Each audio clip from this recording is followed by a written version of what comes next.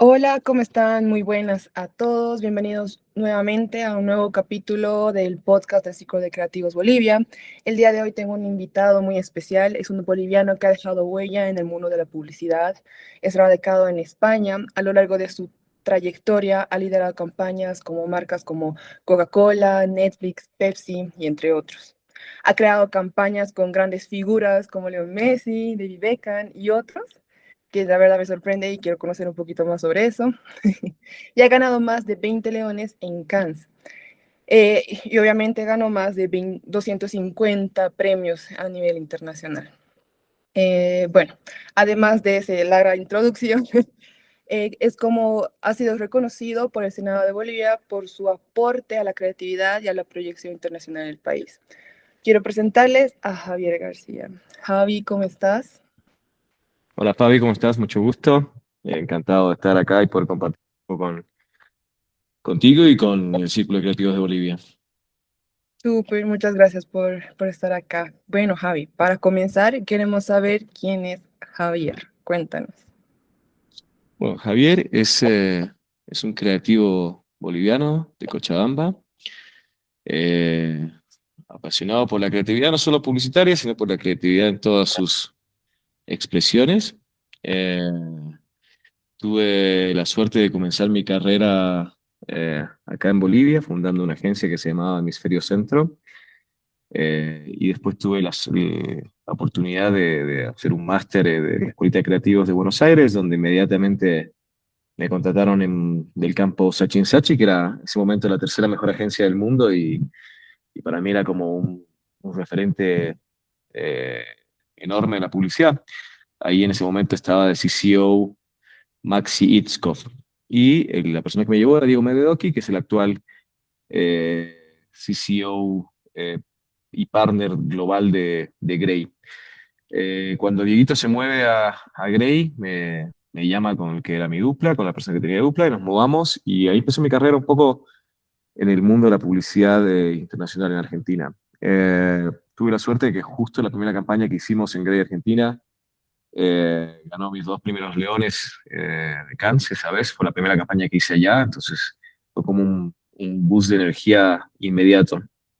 Así que nada, estuve un tiempo en Grey, una agencia en la que la pasé muy bien, hice muy buenos amigos, trabajé con Diego, que es una persona que admiro mucho, y después tuve la suerte de que me volvieran a llamar, me volvió a llamar mi ex jefe del campo, que era Maxi Itzkov, junto con mis otros ex jefes directores creativos, que eran Juan Pilufrano, Ari Serkin y Rafael Santamarina, y me invitan a formar parte de un nuevo proyecto que ellos estaban haciendo cargo de la agencia Santos. Santos es una agencia boutique, de las primeras agencias boutique independientes de hace mucho tiempo, que era una bomba, la verdad, era una agencia boutique muy chica en Buenos Aires, pero hizo campañas globales muy reconocidas para Diesel, para Coca-Cola. La verdad que era una agencia muy icónica de esa época. Y bueno, estaba este equipo que también era de los mejores publicistas argentinos de ese momento, que nos llamaron para formar parte del equipo. Estuve ahí 3 años trabajando bastante, y ahí lancé mi primera campaña internacional, que fue global, perdón, que fue I Love You Hater para Sprite, que fue una campaña que pasó en varios mercados, y la verdad fue como un reproyecto, una campaña re linda, súper grande. Nos fue muy bien a nivel de resultados de negocio, a nivel de festivales, ganamos el Grand Prix del EFI, del Ojo, ganamos 5 Leones de Cannes con esa campaña. La verdad fue como muy lindo. Y esa fue la última campaña que hice cuando estaba en Santo, porque el que era mi director creativo en ese momento, que era Rafael Santamarina, se muda a Grey España para liderar las operaciones de Grey España, y me invita para que vaya como Executive Creative Director junto a él. Así que me mudo a España y empiezo mi trabajo en España. Al tiempo de estar manejando la operación junto con Rafa en España, Rafa deja la agencia y yo me quedo a cargo.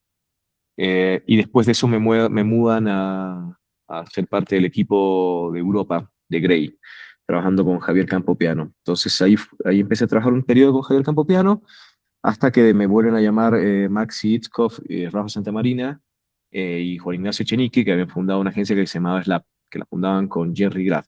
Jerry Graff es el ex dueño de Jerry Graff, su agencia, Fue denominado como el último Mad Men viviente. Es un ícono, la verdad, de la publicidad americana y todas las campañas emblemáticas de humor americanos han sido escritas por él.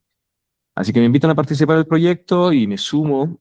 Y bueno, después de creo que 4 o 5 años ya estando con ellos, ahora soy partner y CCO global. Estoy radicado en España, pero me encargo de manejar las operaciones globales de la empresa junto al resto de los socios que tenemos. Así que es un poco de un resumen rápido de mi carrera. Eh, Creo que en cada una de las etapas, cada una de las agencias, cada uno de los creativos con los que pasé, fui aprendiendo y nutriéndome de diferentes herramientas que me permitieron un poco consolidarme o tener el instinto un poco más aceitado para las cosas que quiero o me gustaría hacer. Súper, la verdad muy interesante porque en este caso, el tuyo, se puede ver que el trabajar con grandes personas e incluso tu trabajo habla mucho que a veces te llevan, ¿no? Dicen, te recomiendan. Entonces, no sé si nos puedes dar como, ¿cuál fue eso? ¿Qué te hacía como la relación con tu jefe, con relación con tu dupla, o el hecho de que tú no sé, como trabajes el doble para poder resaltar o para poder destacar y que confíen contigo? ¿Cómo fue ese trabajo? Yo creo que hay dos aspectos que son muy importantes en la profesión. Hay muchas personas que nacen con un talento innato por ahí para escribir o para una visión artística que es superlativa al resto, y hay otras personas más como yo, o como la mayoría, que tienen que trabajar y dedicarse y esforzarse un montón para lograr lo que quieren. Yo creo que ahí está la clave para mí. Yo creo que hay que dedicarse a trabajar mucho, ser muy responsable. Yo creo que el trabajo de creativo dejó de ser ese creativo, esa imagen de un creativo hippie, tatuado, o ese estereotipo que tenían de los creativos. Yo creo que es un estereotipo muy viejo. Soy una persona muy estudiosa, me encanta estudiar, leo bastante, leo de todo, leo de marketing, de cine, de arte, de negocios, de inteligencia artificial, de arquitectura, de todo. Entonces, creo que esa pasión y esa búsqueda de tratar de sobresalir y cumplir siempre fue la mejor carta de recomendación, porque a mí siempre como te contaba, siempre me terminaron llamando mis ex jefes. Pero no solamente me llamaban por el resultado de las campañas o trabajos que yo tengo, sino me llamaban porque sabían que era una persona en la cual poder confiar y con un trato de trabajo tranquilo, con poco ego, que estaba ahí para tratar de responder y resolver los briefs. No estaba tanto ahí para tratar de ser la figurita o de ganar festivales o tratar de figuretear. Yo creo que eh, un premio como el Festival de Cannes no te cambia la carrera, tampoco te cambia la vida, porque tampoco es que cuando gané mis 2 primeros Leones, de ahí me convertí automáticamente en un genio. Seguía siendo el mismo creativo, solamente con 2 Leones que ni siquiera los tenía yo, sino que estaban en algún lugar del mundo y nada más. Sí, por ahí te ayudan a tener un poquito más de exposición al principio de tu carrera para que tener más visibilidad en los portafolios con los otros creativos. Pero mi parte siempre fue la suerte de que la gente con la que trabajé siempre me volvió a llamar y reiteradas veces y todavía me sigue llamando porque sabe que soy una persona responsable, trabajadora y muy comprometida con lo que hace. Súper, sí, eso se nota. Pero digamos, en todo el recorrido, ¿cuáles crees que fueron las claves para entender y resolver un brief? Porque sé que muchos creativos enfrentan eso, como el bloqueo creativo, ¿no? Entonces, lo que me gusta, lo que tú dices, es aprendes bastante de muchas cosas, no solo de publicidad, te animas, digamos, a investigar un poco de arquitectura y tal vez eso pueda nutrir tus ideas, ¿no? Pero, ¿cómo fue esa evolución? Porque sí, sabemos que tú estudiaste como tal en la escuelita, pero no creo que de una ya sabías como todo, pero quisiéramos saber cómo fue esa evolución. Totalmente, creo que vas evolucionando y también vas evolucionando en lo que uno busca, porque bueno, yo cuando llegué a Argentina, como todo creativo en sus inicios, que eso no lo voy a negar, ahora estoy en otro estadio, pero estaba con esa visión, con esas garras de querer los premios, porque es el mundo donde te muestra, el mundo que te muestra la escuela, el mundo que te muestra la publicidad. Entonces yo me comía todos los festivales, te sabía exactamente qué pieza, cuánto había ganado. Entonces mi cabeza, cuando yo entré en Grey sobre todo, estaba seteada a lograr conseguir premios, festivales, ¿no? Estaba muy enfocada ahí. Y me volví una máquina de tratar de buscar eso y me esmeraba, me buscaba, buscaba, buscaba eso. Entonces, cuando yo agarraba un brief, trataba de encontrar la forma más diferente o la forma más novedosa o más fresca en la que yo podía convencer a un jurado de que esa pieza era diferente. Em, Luego de eso ya pasas como a una realidad, dices, ok, bueno, yo no estoy trabajando para los premios, yo trabajo para una marca y tengo que responderla. Creo que el paso a Santo, que es una marca, incluso los dueños, que es Evan Williams y Max Anselmo, que tienen una mentalidad completamente eh, de- de- desligada de los festivales, y el trabajo que tú ves es el trabajo que realmente aparece en la tanda, en las campañas, de verdad que ves en la tele, porque sabemos que las campañas, el 85% de las campañas que tú ves en los festivales, sobre todo en Cannes, no las ves nada. Ahora la ves porque, bueno, estas redes sociales, la ves en LinkedIn, pero antes nunca la veías en la televisión, nunca la escuchabas en la radio, nunca la veías en la prensa. Ahí fue como donde empecé a trabajar mucho más, tratando de entender el mundo del negocio. Y ahí hay una recomendación que yo siempre la hago con los creativos con los que hablo, que digo, bueno, está bueno que te dediques a leer y ver todo lo que es publicidad, arte, cine y demás.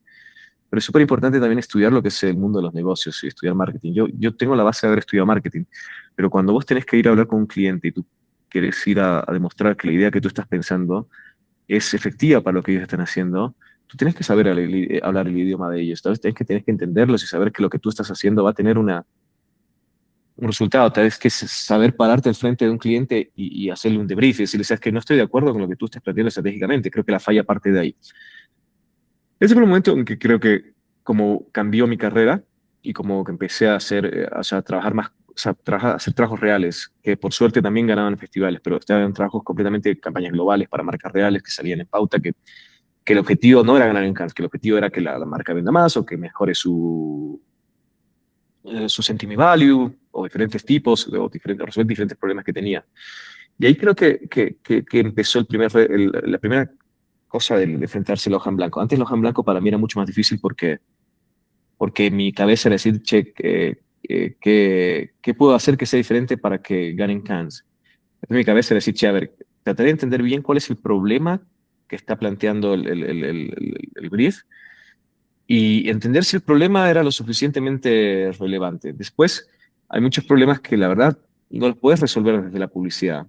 Puedes trabajarlos. Nosotros en la agencia denominamos, le pusimos el nombre, como la denominación de que somos una aceleradora de negocios a través de la creatividad, ¿vale?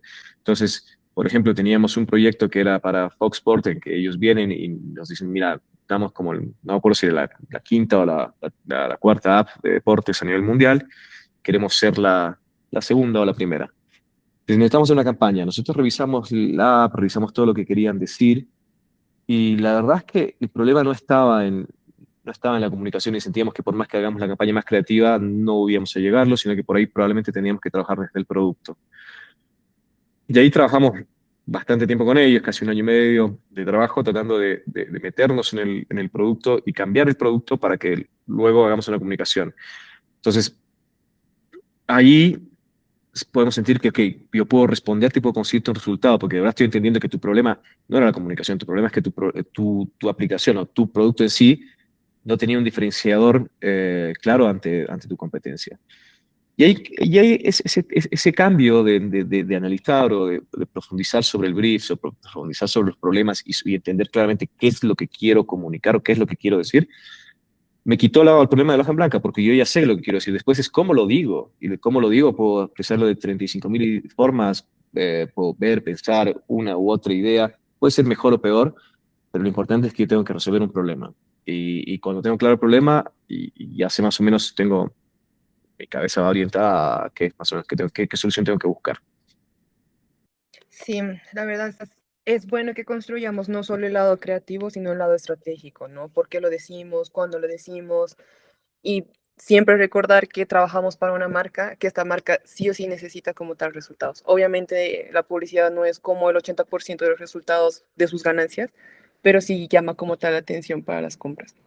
Y bueno, hay un punto que sí me gusta que lo hayas mencionado y es que, bueno, tienes el problema muy claro y de ahí puedes encontrar como 85 maneras diferentes de decirlo. Y de esas Ujú. 85 maneras, ¿cómo tú eliges una o dos para llevar a tus directores o tus, bueno, en tu caso no, pero para llevar a cliente? Mira, nosotros, lo lindo de Slap es que somos una mesa grande de trabajo.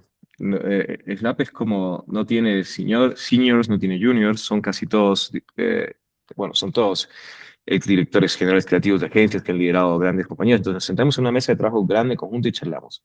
¿Cómo decidimos qué idea es la que va? Es como más o menos hay una situación, obviamente está la intuición, pero uno más o menos trata de entender de qué es lo que la gente, qué contenido la gente está viendo, qué contenido la gente está compartiendo, qué contenido la gente está disfrutando.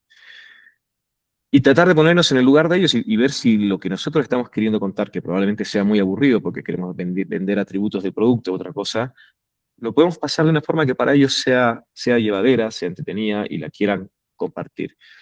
Eso es lo principal. Entonces, ahí también salió, si te fijas, de la ecuación es, yo quiero que mis pares lo reconozcan, porque cuando piensan que mis pares lo reconozcan, tienen otro criterio sobre el de la gente. Y entonces nosotros estamos enfocados completamente en pensar, ok, ¿cómo puedo hacer que esta campaña sea viral, que la gente la comparta, que la gente habla, que la gente pare en medio de lo que esté haciendo y quiera verla? Obviamente es difícil, porque no es, o sea, suena lógico, pero es súper difícil. Creo que con el tiempo uno va desarrollando una sensibilidad. Nunca puede, yo creo que nunca nadie va a tener la certeza de decir, esto va a ser, esto va a pegar, esto es la bomba, porque no lo sabes. Pero más o menos vas teniendo pistas y entendiendo decir, ok, mira, la gente reacciona así a este tipo de contenido, probablemente va a reaccionar de buena forma si yo hago más o menos este tipo de cosas. Em, y, y mira, o sea, desde la primera campaña que nosotros lanzamos en Slap, era una campaña que se llamaba The Best Gift para Doritos, que era un comercial que lo lanzamos para Doritos Rainbow en México sobre el LGTB. Y era en México y la campaña se volvió el comercial más viral de ese año de Navidad. Luego lo mismo con Doritos Rainbow para el Día de los Muertos. Y poco a poco la mayoría de las campañas que fuimos haciendo fueron pegando muy bien a nivel cultural y fueron como muy bien aceptadas en la gente. Y obviamente esa experiencia te va nutriendo un poquito más para ir entendiendo y corrigiendo para las siguientes veces cómo, qué hacer para que gusten o lo que no gusten. Y no es que lo que guste ahora va a gustar de acá a 5 meses, ni que va a gustar por siempre, sino que va cambiando. Entonces uno tiene que también estar muy pendiente sobre los gustos de la gente, sobre cómo va cambiando su forma de disfrutar el contenido. Súper. Y yo no sé si nos puedes comentar una campaña, una idea o lo que sea, de cómo surgió, de cómo el brief, cómo lo resolviste, qué encontraste, el hallazgo y cómo lo ejecutaron. La que más le tengas cariño. Sé que tienes muchas campañas que le tengas cariño, pero no sé. Bueno, si quieres te cuento un poco sobre la última campaña que ya vengo trabajando, que es una plataforma, que es No Place No Game, es la plataforma más grande de PepsiCo en la historia. Llevamos por el quinto año, ya con esta campaña, digamos, creo no sé si 12 o 15 leones. Todos los años cada campaña ganó un león, cada año se volvió mega viral, cada año subió las ventas y cada año siguió construyendo una consistencia sobre cómo hacíamos esa comunicación. Me acuerdo que fue un pitch que llegó y llega el brief y nos dice, no, la campaña es sobre compartir. Típico brief que te llega, bueno, entonces nosotros replanteamos un poco la estrategia y llegamos a un planteamiento estratégico que la verdad es que para nosotros es súper simple, pero es como muy claro. Queríamos convertir a las Lay's, a las patatas fritas, en lo que es el popcorn para las películas. O sea, hacer que las Lay's sean al fútbol lo que el popcorn es para las películas, que obviamente suena fácil, pero o sea, suena claro, pero es muy difícil.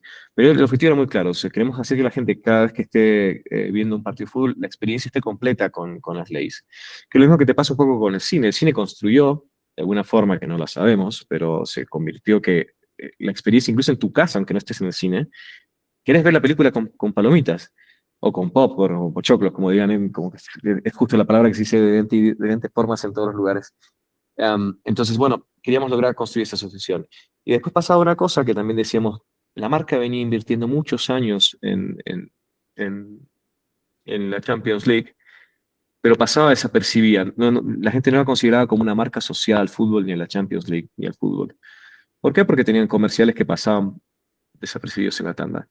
Y ahí, con lo mismo ejercicio que te decimos nosotros, dijimos, a ver, ¿cómo hacemos para no ser un contenido, sino que también transformarnos en parte del entretenimiento y de crear un FOMO de que la gente no quiera perderse el momento del fútbol de tener las leyes? Y lanzamos la primera campaña, que en la que estaba Thierry Henry, el jugador francés, y que iba...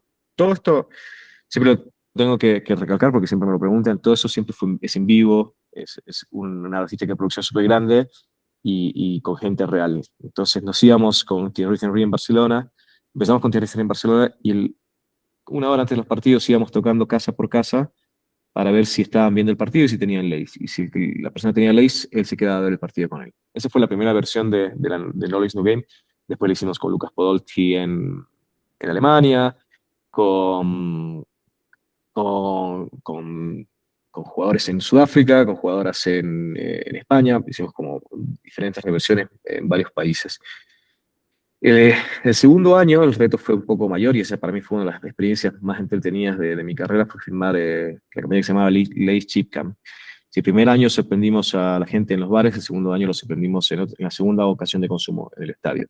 Entonces nos fuimos con David Beckham y Thierry Henry al estadio a realizar un stand en vivo frente a 80.000 personas en un partido de verdad que era PSG contra el Milan, nada guionado, con un espacio de 5 minutos entre que los jugadores terminaban de calentar y entraban al partido y teníamos esos 5 minutos para hacer esa locura que hicimos. Estábamos coordinando todas las cámaras del estadio y bueno, ellos empezaron a interactuar con la gente en el estadio diciéndole que Thierry se había acabado las leyes y que estaban buscando buscando a alguien que tenga leyes para ver el partido con ellos. En ese momento la cámara empezó a apuntar a las graderías del estadio, y la gente aparecía, saludaba, algunos tenían otros productos, y bueno, hicimos todo un editado ahí con los diferentes momentos, hasta que apareció una persona que tenía el Ace y bajaba. La grandeza de esa campaña es que fue una campaña muy pocas veces que se va por repetir, fue un evento en vivo, o sea, viral, pero mega, mega, mega viral, salió por todos lados. También ganamos el Festival de Cannes, creo que ese año ganó 5 Leones y fue una de las campañas en entertainment más premiadas. Eh, Así que nada, fue una locura. Y el tercer año dijimos, bueno, si fuimos a las casas, fuimos a los estadios, nos falta ir a los bares. Entonces hicimos con la misma consistencia de la campaña de yo siempre yendo a sorprender a la gente. Fuimos con Leo Messi, Luis Suárez en Miami, Thierry Henry y Alexia Putellas en Barcelona. Lo lindo de esto era que el caso en Barcelona empezaba desde una transmisión en vivo que era un pre-live show de Guillem Balaguer, que es un periodista, y estaban transmitiendo en vivo y de repente Thierry y Alex decían, che, nos vamos a ver el partido en un bar, se iban en vivo y mientras el programa seguía, las cámaras lo seguían y ellos iban bar por bar y la gente podía ver más o menos por qué bares iban siguiendo. Y bueno, y hasta que nos pasó el cuarto año fue el que acaba de pasar, que fue el mundial que acaba de pasar, y también fue una campaña mega, mega exitosa, súper grande, que hicimos, se llamaba The Epic Watch Party. Y planteaba un insight muy simple, que es que cuando llegue el mundial la gente quiere ver los partidos y se junta para ver los partidos, así que cuando querés organizar una juntada, una fiesta para ver algo, lo primero que haces es abrir un grupo de WhatsApp. Entonces, abrieron un grupo de WhatsApp real. Estaba David Beckham, Leo Messi, Alexia Putellas, Thierry Henry y este año sumamos a Steve Carell, el actor de The Office. Entonces, entre ellos iban chateando, iban planificando la fiesta en vivo. Eran ellos, nuevamente, no es que eran ni IA, ni bots, ni nada, sino que ellos iban chateando, iban planificando la fiesta. Hasta que llegaba la fiesta y llegaban a la casa de David, porque la fiesta la estaban haciendo en la casa de David, y en la organización habían quedado que Leo era el cargado de las leyes, pero Leo llega tarde porque estaba entrenando y la gente podía seguir todo lo que estaba pasando en la fiesta a través del WhatsApp, porque ellos iban compartiendo, se iban mandando las fotos de lo que pasaba.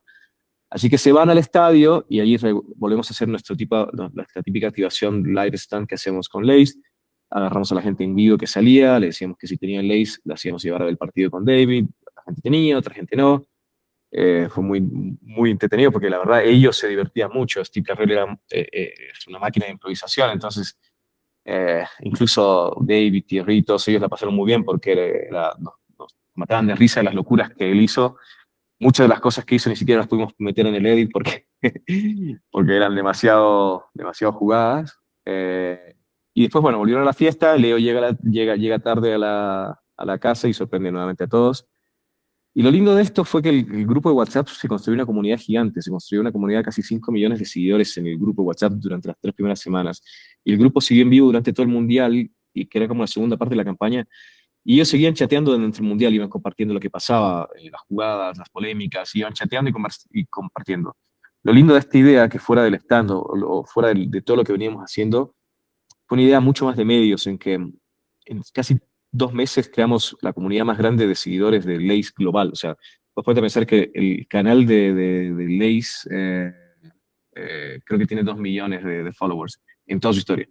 En el grupo, en 4 meses, tuvimos 5 millones de gente activa. Cada post, o sea, cada vez que chateaba a alguien, tenía 5.000, 10.000 shares.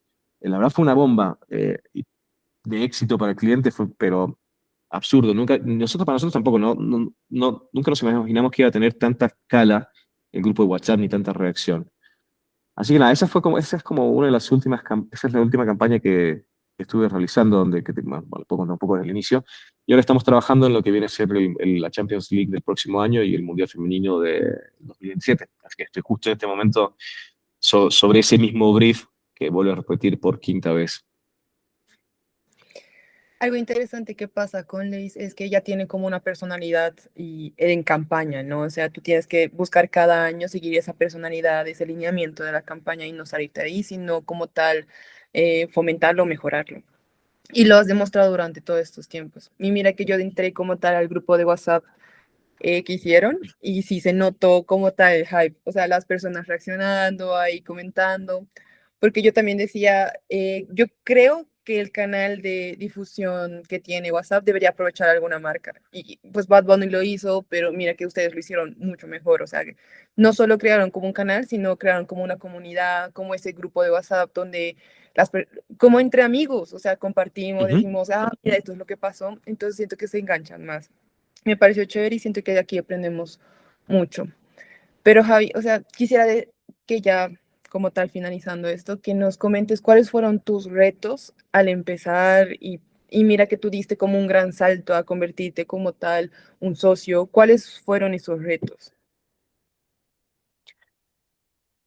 Personalmente creo que el reto más fue como romper mi inseguridad, y no inseguridad creativa, sino incluso la inseguridad de mí como persona, hacia mi persona, que fueron las principales trabas como que me autoponía yo. Incluso el hecho, yo me fui de Bolivia por mi inseguridad, decía, yo tengo que salir de acá y tengo que estar trabajando con otras personas, con otros que me enseñen a otra gente, porque lo que yo hago no es lo suficientemente bueno. Y la verdad no es que no era lo suficientemente bueno, sino que, bueno, necesitaba crecer, necesitaba el tiempo de madurar creativamente y necesitaba tener el tiempo de aprender un poco más. Creo que la inseguridad como que fue uno de los retos que más tuve. em, y después, creo que más que retos, es como saber tomar bien las decisiones en qué momento moverte, en qué momento irte, porque las decisiones a qué agencia te metes son súper importantes, chicas. Son súper importantes en hacia dónde te va a llevar el rumbo de tu carrera. Si eliges una agencia que es más perfilada a los festivales, si eliges una agencia que es más perfilada al craft, o si eliges una carrera que es más perfilada a un trabajo real, eso como que más o menos marca tu camino hacia dónde vas viendo.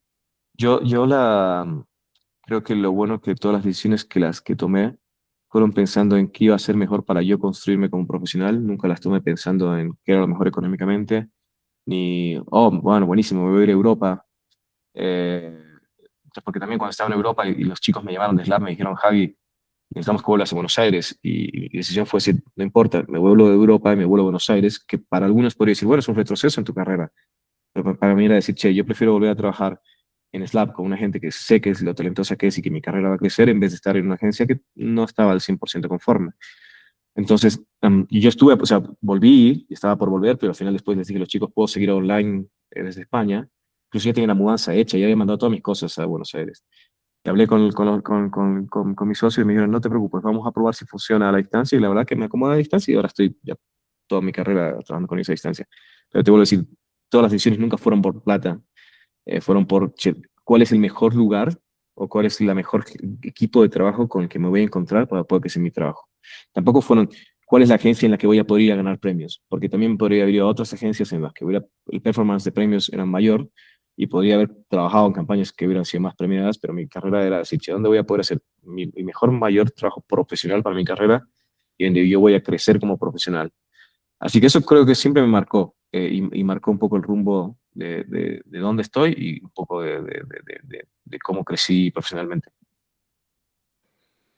Y digamos, sabemos que en Bolivia hay muchas agencias independientes, ¿no? Agencias que se crean dentro porque ya no hay tantas redes. ¿Qué les Ujú. podrías decir a estos, como tal, fundadores de agencias? ¿Qué debería ser el siguiente paso? ¿Qué debería ser como ese, no sé, esa filosofía para mejorar la calidad de su producto o incluso fomentar o inspirar a su gente? Yo creo que sigue siendo lo mismo, es estudiar.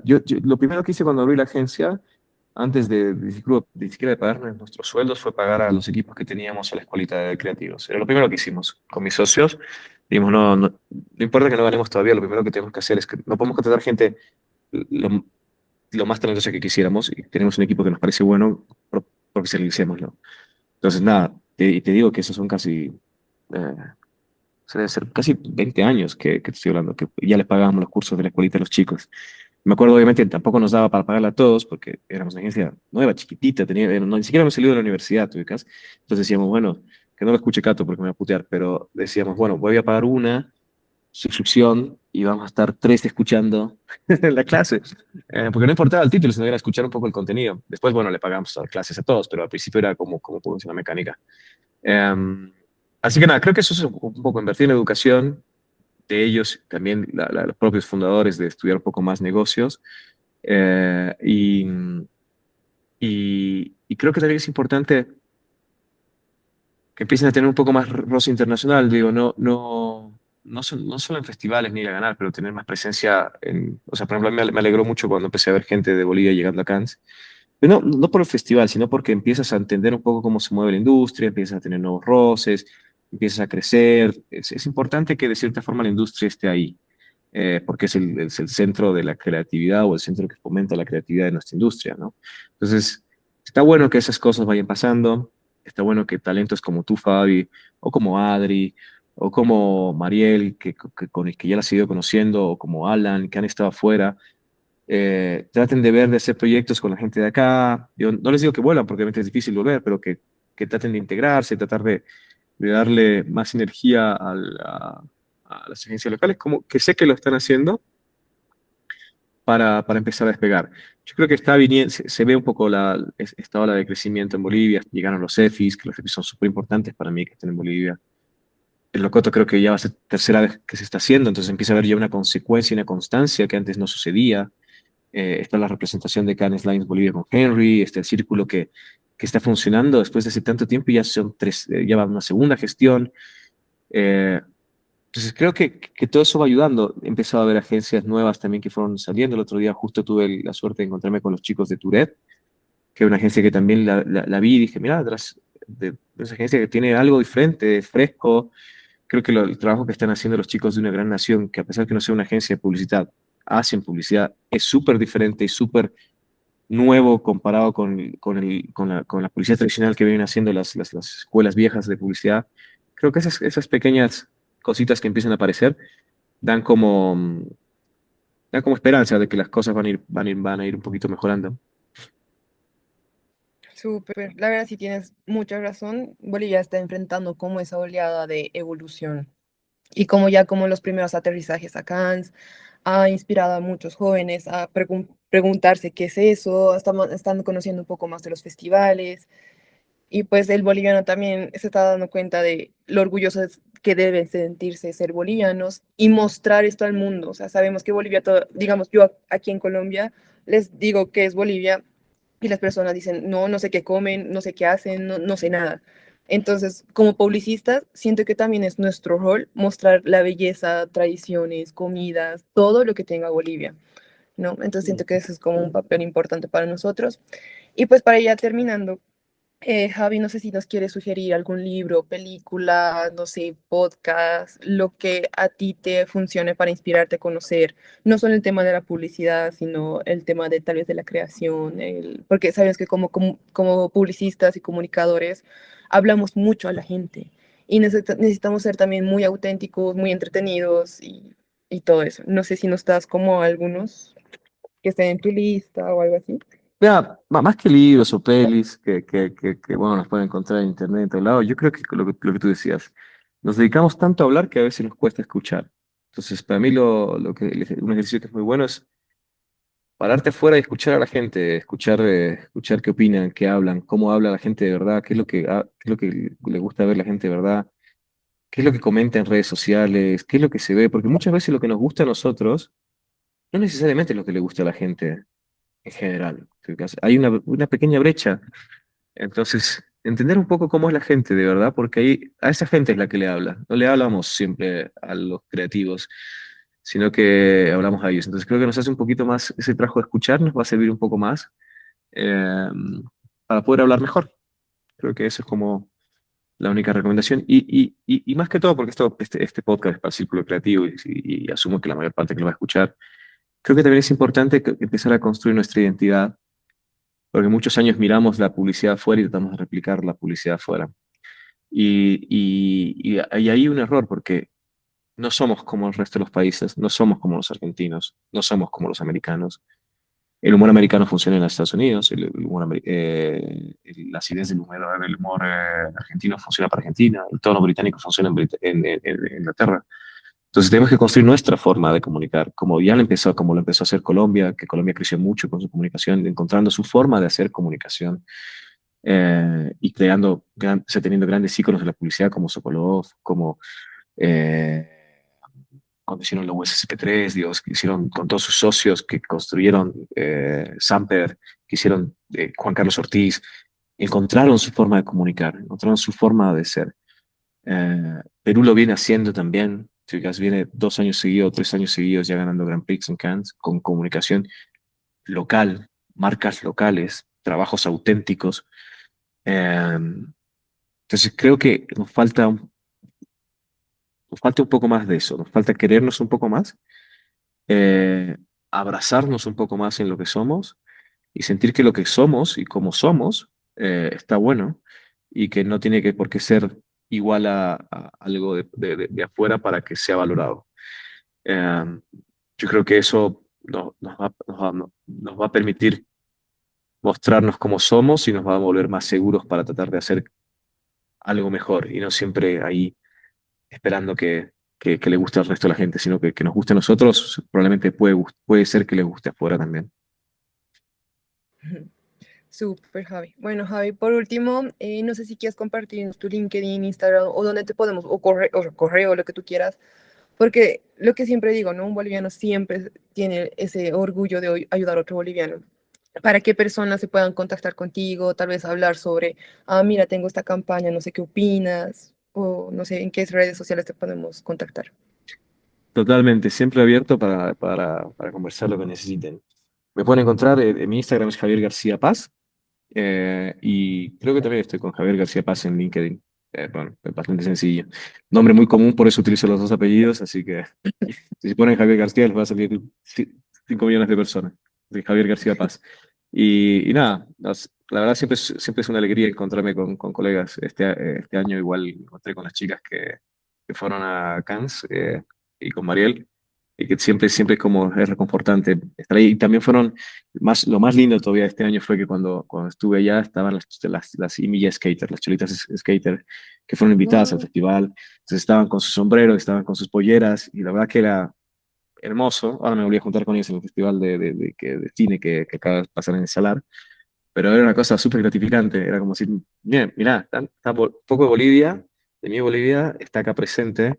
eh, eh, y fue algo loco y que te da orgullo.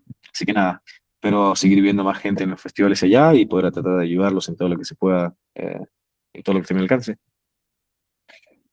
Súper, Javi, más bien muchas gracias. Gracias por todo. Sé que más de una persona salió contenta y aprendiendo y con esos ánimos de seguir superándose. Más bien gracias, Javi.